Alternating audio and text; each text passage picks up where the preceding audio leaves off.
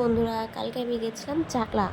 তো কালকে আমি ভিডিওটা পোস্ট করতে পারিনি, আমি আজকে ভিডিওটা পোস্ট করছি। কালকে গেছে শুক্রবার, আজকে শনিবার, আর শনিবারে আমি ভিডিওটা পোস্ট করব।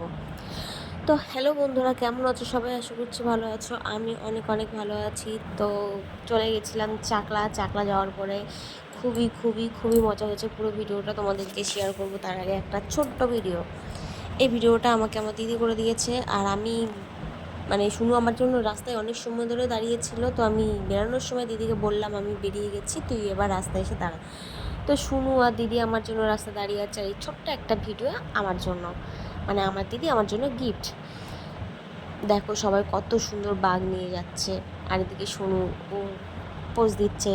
ও কোনো কিছু ছোটোখাটোও যদি কোনো কিছু হয়, ও খুব খুব খুব মজা করে। খুব খুব ভালো একটা মেয়ে, খুব সুন্দর। আমাদের আমাদের কি বলে, ভাষায় বলতে পারছি না, আমাদের শোনা ওটা। তো এবার দেখো, দিদিকে আমি ফোন করছি, ও ফোন তুলছে না, কারণ ও ভিডিও করছিল বলে। তো আমি একটু রেগেছিলাম। তো ভিডিওটা দেখার পরে আমার আর কোনো রাগ ছিল না। এদিকে দেখো সবাই কত সুন্দর বাঘ নিয়ে যাচ্ছে হেঁটে হেঁটে।